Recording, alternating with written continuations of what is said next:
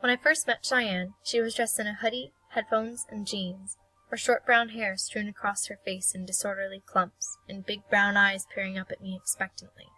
My first impression? She could have been a character in the book we were going to read, The Chronicles of Vladimir Todd, 8th Grade Bites. I had her select a seat for us to sit in for reading, and she led me to a room next to the library, vacant and dark. She turned on the lights as if she were showing me around a mansion, and took a seat in one of the oversized booths.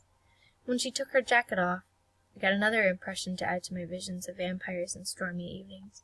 Horizontal wrist cuts working their way to her mid-forearm. She didn't notice me withdraw my gaze, but the tension in the room was tangible. From these short interactions, I knew that she was curious about me, but that I would need to speak up first. And I did, introducing myself and giving a few short fun facts about me.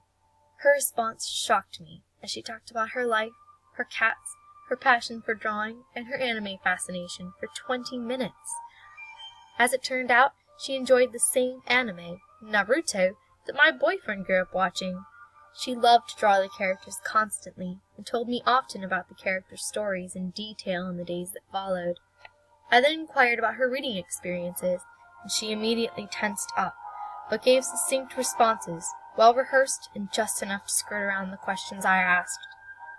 Regarding her home life, I later came to derive that Cheyenne's mom was a single parent who supported their family as a nurse at Sparrow Hospital, who worked hard and long hours, so Cheyenne did not thus approve of Aunt Nellie's thievery in the book.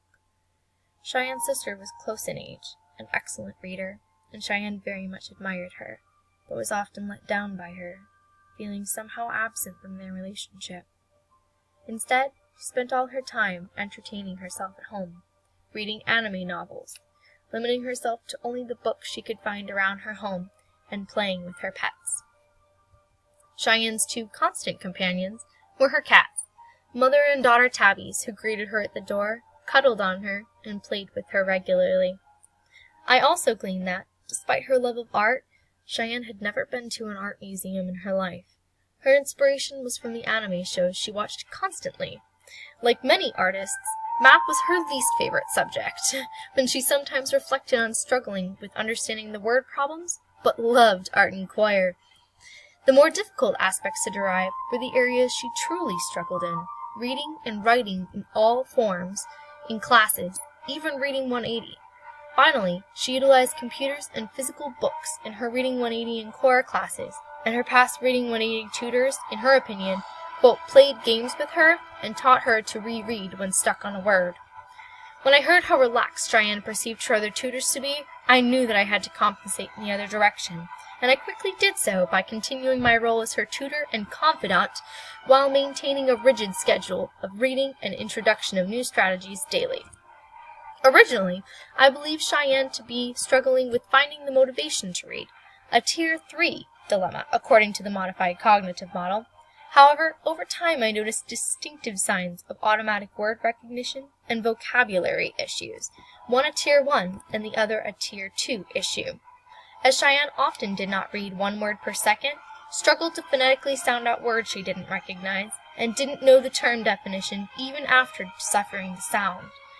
Therefore, the first strategy I attempted with Cheyenne was Post-its, to assist with the acronym VCQCF for vocabulary, comments, questions, connections, and focus, to help Cheyenne remember what to use each paper for, while improving in all the above areas.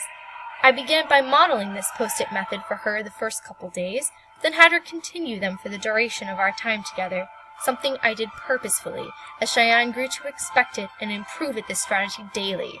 In fact, over Memorial Weekend, she insisted on taking the book home to continue reading, but was unable to. When she returned to me after 4 days, she was able to remember almost all of the new vocab terms, and all of the past questions and summaries. What a triumph! I hope that Cheyenne continues to use this comprehension strategy in the future, as I thought it was a very effective use of her time.